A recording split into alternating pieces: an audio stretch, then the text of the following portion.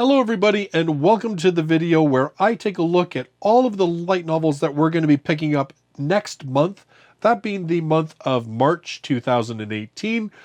Doing this video a little bit later than I typically do. It's going to be March, like, I guess tomorrow. So these are what you can look forward to. If you're brand new to these series of videos, I read through all the titles and release dates first. I read any of the synopsis or like the blurbs from any volume number ones through the first run through, and then I run through it again but read the blurbs of all of the volume 2 and later. That way it helps any of you to avoid spoilers. If there's a particular volume you want to check out, I do have a timestamp in the description down below.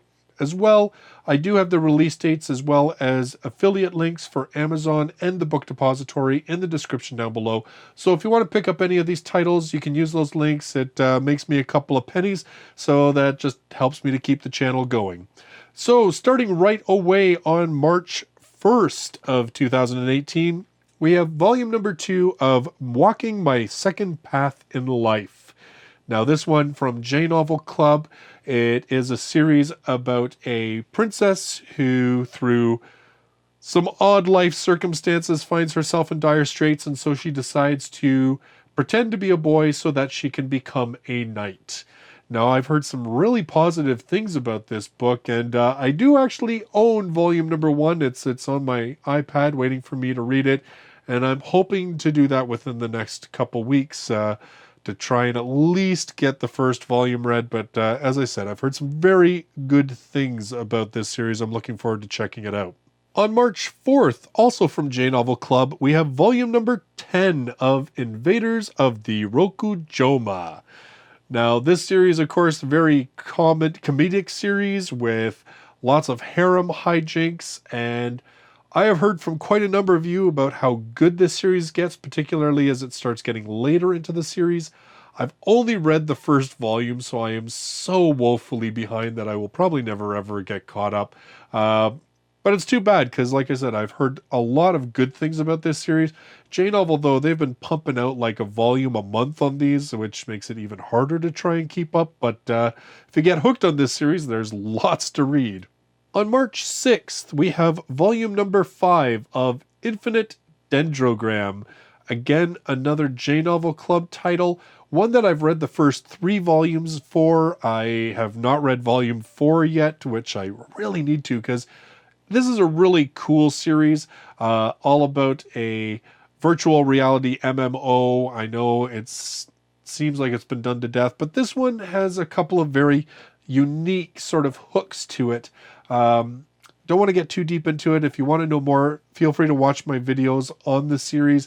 All I can say is that I really recommend it. It is a very good series that takes a different look at the idea and morality of playing a game that feels real. On March 8th, we have volume number 7 of In Another World with My Smartphone. Again, another J Novel Club title. Of course, this one just had an anime a couple of months ago. I've read volumes, I guess, 1 and 2 of this series.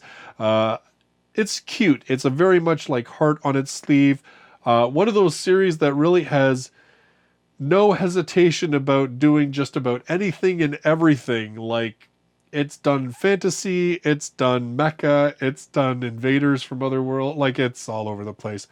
And yet, you know, you don't see a lot of hate for it, because I think it's just one of those series that's just hard on its sleeve, and, you know, to hell with the consequences, we're just gonna do everything.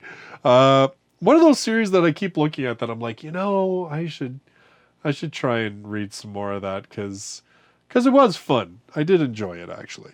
On March 10th, we have volume number 5 of Arifureta, From Commonplace to World's Strongest. Now, this is the J Novel Club release. 7 Seas have just started releasing Arifureta in physical print format. Now, I've read volumes 1, 2, and 3 of this series, so I wonder if I can squeeze volume 4 in before March 10th, so I'm not too far behind. This one, a very much power fantasy isekai type story. Very much a OP main character and a bit of innuendo, harem. Uh, one of those main characters, though, that's kind of like an anti-hero, like he's not exactly the nicest guy in the world, but, it still works. You know what? It for what it does, Arifureta is quite decent. It has some good moments in it. It is definitely a very high testosterone level isekai, though. And they had announced an anime that was supposed to be coming out this year, but it got postponed until 2019. Supposedly, the publisher and everything else, they weren't too happy with sort of the progress that was being made and some of the production values, so they've decided to try and amp it up so that it's an even better series, which, I can't say that I think that's a bad thing. On March 16th, from Cross Infinite Worlds, they have a brand new light novel coming out called Obsessions of an Otome Gamer. Rejected by her first crush, Mashiro finds herself hooked on an unbeatable music-themed Otome game. Her high school days are spent learning the wonders of music, obsessively trying to claim the romance ending with the handsome 2D character who stole her broken heart. On the way home from her college entrance exams, she gets distracted by a billboard for the game's remake and unexpectedly falls down a manhole and plunges to her death. Mashiro finds herself reincarnated in a world bearing similarities to the Otome game she was obsessed with. Only this time, she has no idea how to avoid the twists and turns of certain character routes, including the bad endings.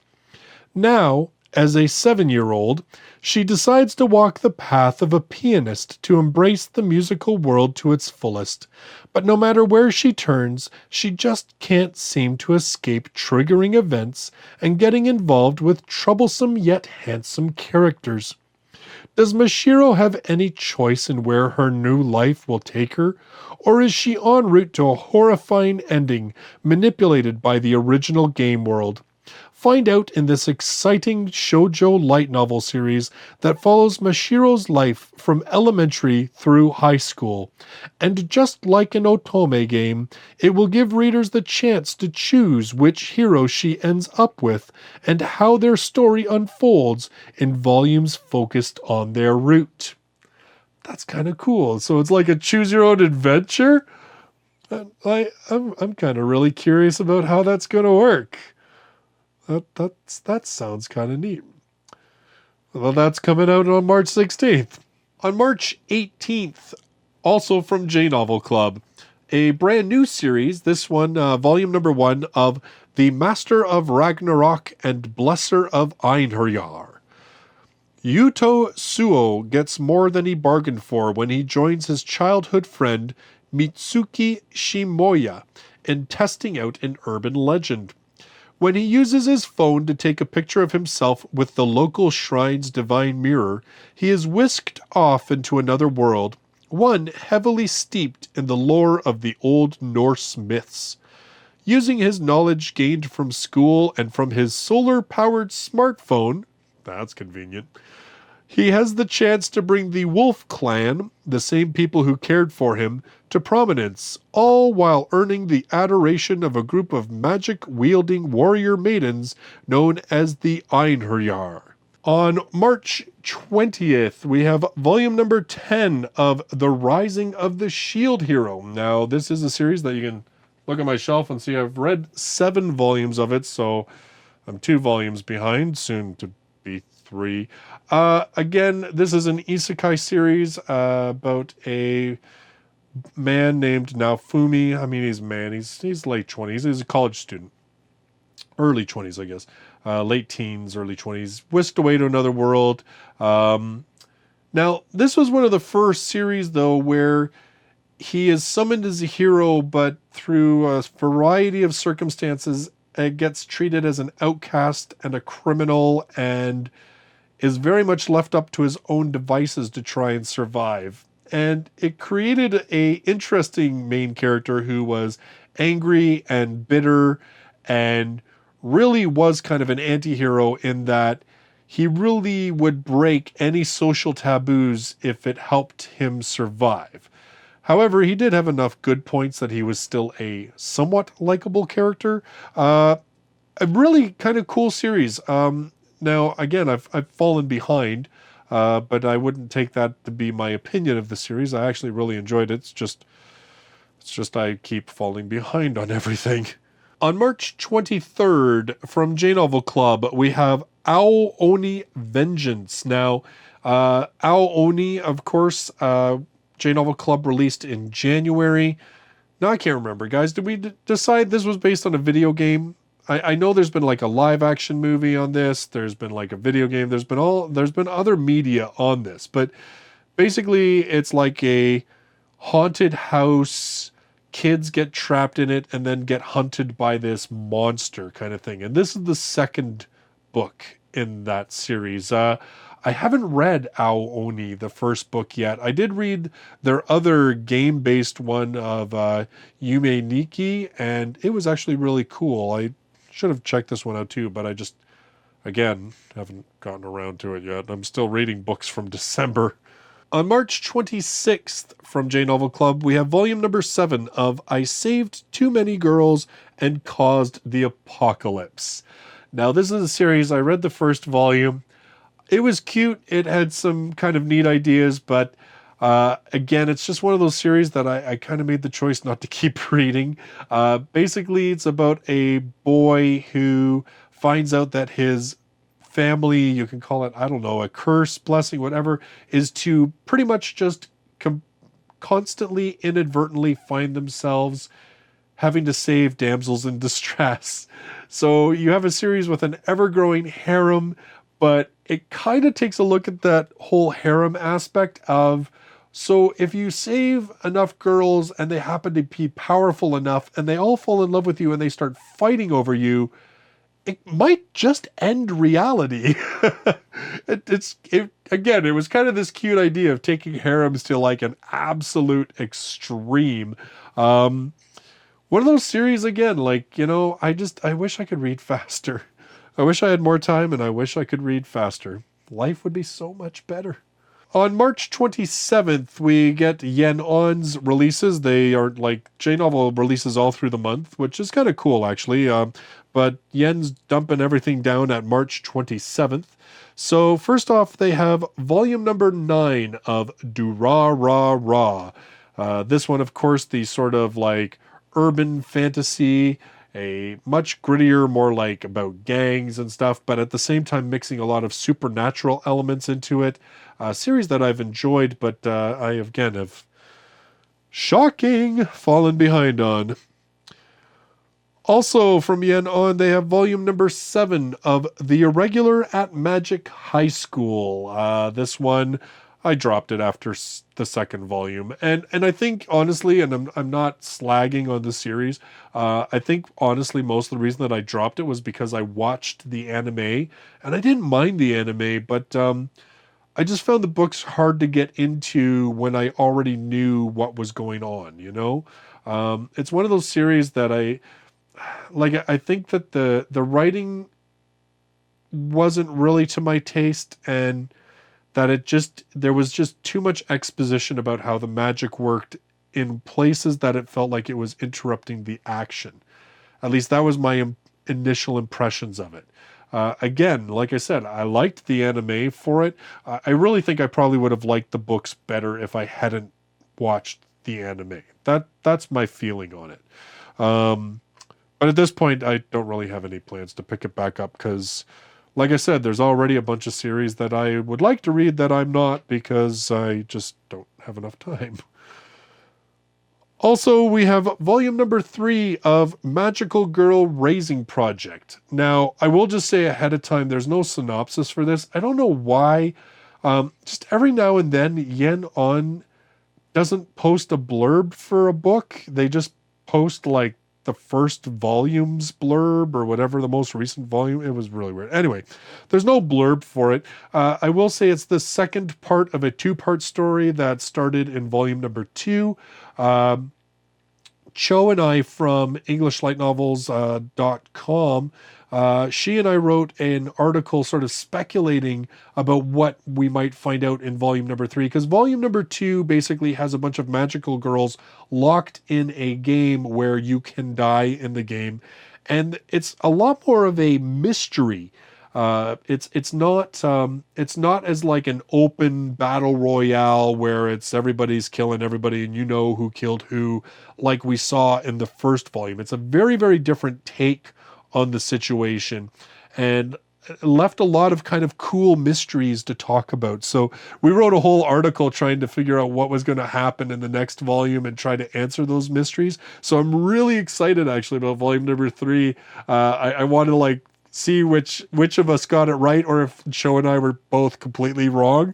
I'm looking forward to seeing that one. Also, we have volume number 2 of ReZero, Starting Life in Another World EX. So this one is volume number 2 of the spin-off EX series. As far as I know, there is only the 2 so far.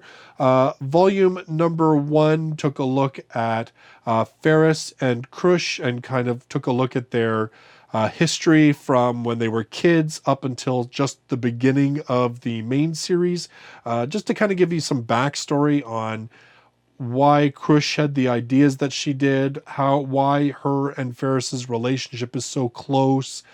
It was actually a really good book. There was some really excellent story moments in that book, and it really did feel like the kind of spin-off book that you didn't have to read if you were enjoying the main series, but at the same time, it felt like it added to the main series. Like it actually added to my enjoyment of the main series and my enjoyment of the characters as well. So this one, I'll actually read the blurb on this because it's not like it's actually a sequel. It's just the second one. The best-selling series from author Teppei Nagatsuki continues in this spin-off where some of your favorite characters capture the spotlight. Long ago, in the kingdom of Lugunica, there was a great war between the royal military forces and the demi-humans. A hero was born on that battlefield, the sword demon, Wilhelm Trius. This is the story of that legendary swordsman and the woman he loved.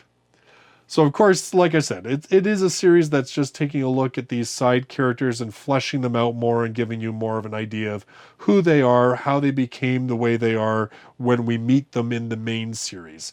So, now, the only thing is, this one, I think somebody was telling me came out after volume number 7, and they said that there may be some spoilerish stuff, so you might want to wait a little bit. I'm just trying to, I think it was volume 7 they had said, because if you read EX1 in the afterword, it says that volume 6 is going to be coming out, but we actually got it before volume 5. So we're a little early on the EX compared to how they released in Japan, so you might want to be a little careful. I don't know what there are in terms of spoilers, but just be a little bit careful. Also, we have volume number 2 of The Saga of Tanya the Evil. I love that title. This one, of course, another isekai, but a very, very different isekai. Basically about a Japanese salaryman who is, how would you describe him? I mean, he's almost like, he's kind of like a sociopath, really. Like, anyway, he ticks off God and gets reincarnated as a young girl in the middle of a world that is very similar to World War One, but it's different because there's magic. And he gets embroiled in sort of the beginnings of this big World War conflict. The first volume was really good. I really liked it. Now, it's not going to be for everybody. I even said that in my review of it. It does spend a lot of time on like tactics and military maneuvers and stuff like that. So it's not going to be for everybody. Some people might find some of it quite a bit dry. But the story, I thought it was really well done. And I thought that the world building and sort of the way that it was building that military decisions and actions were resulting in certain things. It just was a very, very good book in my opinion. But like I said, I know for a fact it's just not going to be for everybody. Also releasing, we have volume number 2 of So I'm a Spider. So what? This one, again, a isekai about a girl who is reincarnated as a spider in a dungeon. There's actually quite a bit more to it than that, but I mean, that's sort of the main gist. This one, I have to admit, I thought was going to be terrible. Like when they first announced this series, I thought, oh, this is going to be awful. They're just taking this isekai thing to dumb levels. But I have to admit, I was wrong. Volume one, number one, I actually really enjoyed volume number one. I'm actually looking forward to reading volume number two. Also on March 27th from Yen On, we have volume number 19 of Spice and Wolf. Now, this series about a traveling merchant who ends up traveling with a wolf goddess, and it's about sort of their adventures together. I read the first volume of this, very different series, very much more about like politics and finances and sort of cutthroat business dealings, like a very, very different feel of a light novel. But I really liked the relationship that was developing between the two main characters, Lawrence and Holo. It just, you could see that it was going to turn into one of those really great relationships, ones that built up and were filled with sort of meaning and passion. And it was one of those series that I really wish I have read. I could read more. Well, I could read more, but I'm just so horribly behind. In fact, this one's almost actually caught up to Japan. There was a break for a while. The author supposedly ended the series and then brought out more. There is a spin-off series as well, which Yen On is releasing in English. Now, in Japan, volume 20 of Spice and Wolf just released, so we're only one volume behind with the release of volume number 19, so we're almost caught up, which feels kind of rare nowadays, especially for the Yen On releases. Finally, on March 27th, from Vertical, we have Strangulation, Kubishimi Romanticist. This is book 2 of the Zaregoto series. Now, the first one, Decapitation, came out about a year ago. It is by Nishio Ishin, who is most notably known for the Monogatari series. Decapitation, I actually really liked that. It was different to me. It's more of like a mystery series. Now again, there's lots of debate about whether Nishio Ishin writes good mystery books or not. But I enjoyed Decapitation, and it was something quite different. I have heard that volume 2 is better. And this is kind of a unique situation because Del Rey, a number of years ago, brought out volumes 1 and 2 of Zaregoto. And now, I guess for however reason, maybe their license has expired, or I don't know how it works. But so Vertical has gained the rights to these. They've taken the Del Rey translation, but now they're like cleaning it up and fixing it and now re-releasing it. And they're releasing as far as I understand, I think the covers are closer to the original Japanese covers. I'm not too sure. Feel free to correct me if I'm wrong. I just know that they are different from the Del Rey covers. And then finally, on March 31st, we have volume number 4 of Demon King Daimao. Now, I read the first volume of this. It is a high school magical battle type light novel series, basically about this kid who thinks that he's going to make the world a better place. And then when he gets to the magical high school, they foretell his sort of future occupation. And they're like, yep, you're going to be the Demon King and destroy us all. It sounds like a really great setup. The execution of the first volume was a little bit predictable. There wasn't a whole lot in it that grabbed me and made me say, oh, I really just want to read the rest of this. Now, actually, I think it's been a while since J-Novel Club's released a volume of Demon King Daimao. I'm just trying to think. I think there was like a delay because of the translator being busy with other work. So if you've been following this series, you're going to get another one. Volume 4 is only coming out. I'm not that far behind. I could probably catch up. it's one of those series that I read the first one. I was like, you know what? I don't hate it, but at the same time, I don't love it. Maybe I should read another one and get a better feel for it. And then I just never did. So those are all the light novels releasing in March. I believe there's like 17 or 18 of them. Just, to hurt all of our pocketbooks and make sure that we have absolutely zero time to do anything else if we want to even attempt to keep up. And like I said, I'm still working on my December pile, so I'm doing a horrible job of it. Again, if you want to pick up any of these titles, I do have those links in the description down below. Now, I'm going to read the descriptions, the blurbs from the later volumes. So if you want to keep watching, just beware, there will be potentially spoilers for those later volumes. And if you want to just watch one specific one, again, there will be timestamps in the description down below. So going back to March the 1st, volume number 2 of Walking My Second Path in Life. Princess Fie escaped her life as an unwanted second bride and is now living a happy, cross-dressing life as Heath, a squire for the royal knights. Now it's time for Fie's northern squire dorm and the eastern dorm to compete with each other in a dual championship. However, their opponents are all the top winners from the entrance exam. Fie and her friends have been training hard, but will their efforts be enough to beat the squires of the Eastern Dormitory? Volume 2 continues the adventures of the plucky princess-turned-squire Fie in her quest to become a royal knight. March 4th, Volume 10, Invaders of the Rokujouma. Kotaro and clan are working their way back home from their interstellar adventure, but they have to make a pit stop about 10 years off from their intended destination.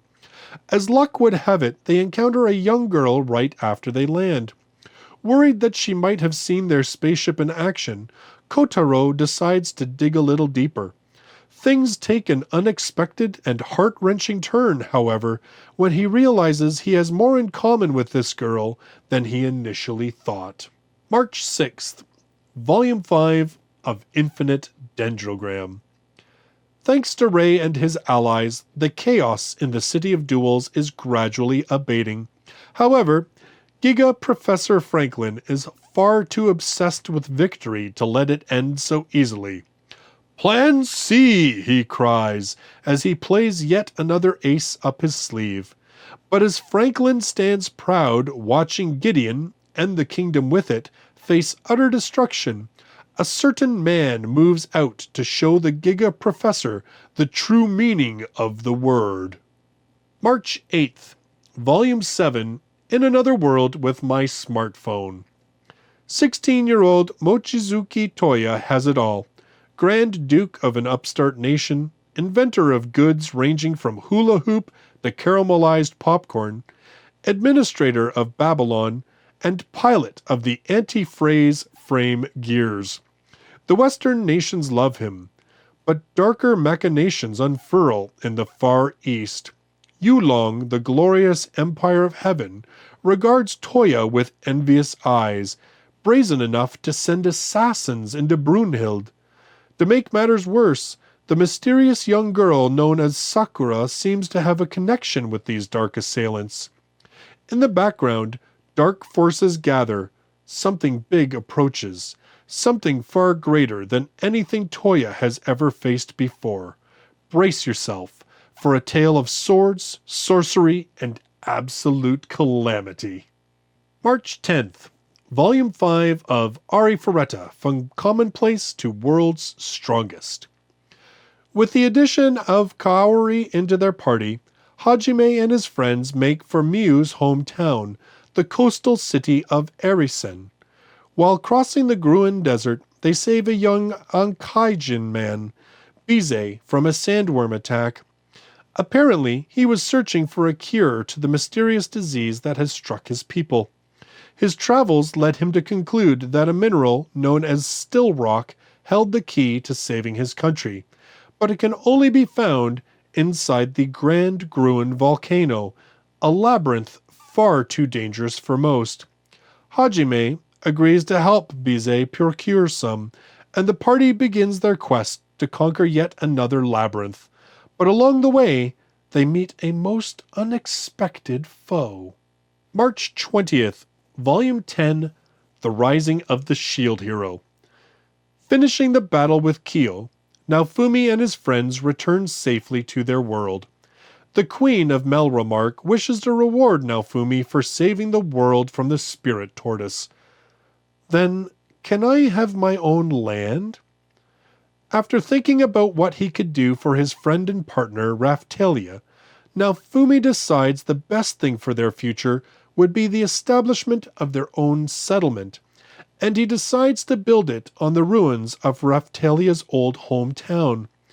The start of a whole new chapter in our hero's life begins here, in Volume 10 of this otherworld revenge fantasy. March 23rd, Oni Vengeance. A week after the first nightmare, Shun begs his classmates not to go anywhere near the abandoned mansion on the outskirts of town ever again. But the gears of fate seem to be turning against his will. They find themselves in the jailhouse once more, and the man-eating monster that lives inside is happy to welcome them. Will they have the power to change anything? The game is the same, and the rules are simple. Get caught, and you're dead. It's time for round 2 in this lethal game of tag. March 26th, Volume 7, I Saved Too Many Girls and Caused the Apocalypse. Rekka finds himself in another complicated situation when 4 new heroines need his help. Mio Kotozuka is a beloved pop star who's had a very unusual encounter with a strange fan. Alicia Otto, an orphan-turned-thief, thanks to a peculiar power she has, is on the run from a powerful group of psychics after learning a dark secret. Zaya Gardendos Corona is an unlucky hero in need of some rescuing herself. And Leon Sylphide is a wind spirit who's been driven from her home after a zombie-like epidemic sweeps the land. Rekka, meanwhile, is still just your average high school boy, but he's going to have to figure out a way to save them all. March 27th, Volume 9, Durarara. Izaya Orihara is used to getting his hands dirty, manipulating others for his so-called love. One day, it was bound to come back and bite him. Izaya gets kidnapped by a group called the Amphisbaena and finds himself in a dark place. Volume 7, The Irregular at Magic High School. It's time for the national thesis competition to take place in Yokohama, but what was supposed to be a grand event for the participating students has been turned into a battlefield. A mysterious band of armed magicians and mechanized weapons have stormed in, and it may be up to Tatsuya and the others to get everyone home safely. Volume 2, The Saga of Tanya the Evil. Girl, this is war. After being reborn and becoming a magic-wielding soldier in the Imperial Army, Tanya Degurachev bemoans her fate of being placed at the very edge of the front lines instead of a comfy place in the rear. Swearing revenge on Being X, she plunges headfirst into battle, dragging her subordinate along with her. Volume number 2 of So I'm a Spider, So What? After many trials and challenges, our reborn spider has become very good at fighting and eating monsters. Getting a little full of herself, she's rushed headlong into some unexplored area, and now she's facing her worst enemy, a huge dragon. Volume number 19 of Spice and Wolf. Blissful days continue for the ex-merchant and the wolf as they pass the days together in their mountain home. Ever since Cole and Miyuri set off on a journey of their own, the bathhouse has been a little short-handed, so a new hire was brought on. But this newcomer is a wolf, just like Holo, and the problems with her joining the staff seem endless. Book 2 of the Zarigoto series, Strangulation, Kubishimi Romanticist. The debut work from Nishio Ishin, Zarigoto is Nishio Ishin's twist on the I novel, where his narrator reveals a mystery and tries desperately to not take part in what transpires over the work. Full of intriguing young characters and action-filled drama, strangulation and decapitation are the basis for the modern light novel movement, creating a new genre of literature for Japan's X generation and beyond. College is a whole new adventure, rife with challenges, opportunities, and cold-blooded killers. Fresh from unmasking an assassin on a posh island paradise, Ai-chan is finally an ultra-cool college student, jaded, sarcastic, and not exactly consumed by academic ambition. Now more interested in angst and anime than in catching killers, Ai-chan figures that danger is a thing of the past. Wrong. There's a homicidal maniac loose in Kyoto, a perp with the soul of an artist, whose talent is apparent in the inspired way he festoons his crime scenes with body parts. March 31st, Volume 4 of Demon King Daimao. Akuto Sai's life is about to get even more complicated. Junko Hattori invites him to visit her family home, without telling him that the occasion is an arranged marriage meeting, for an arranged marriage between Junko and Akuto. Meanwhile, an assassin comes to Constant Magical Academy, targeting the air-headed Kina of all people. Who is behind this assassination order? And most importantly, how will Akuto react when he learns of this plot? Prepare to see a darker, angrier Akuto in Volume 4 of Demon King Daimao. So those are all the light novels releasing in March of 2018 in English. Let me know in the comments down below any of the ones that you're most looking forward to reading. Thank you so much for hanging in there. I know these videos are always long, but we just keep getting more and more titles, which is not necessarily a bad thing. So if you're brand new to the channel and you love light novels, you should subscribe. I do 2 to 3 reviews every week. I do a top 10 of the best-selling light novels in Japan on a weekly basis, and every month I do videos just like this one.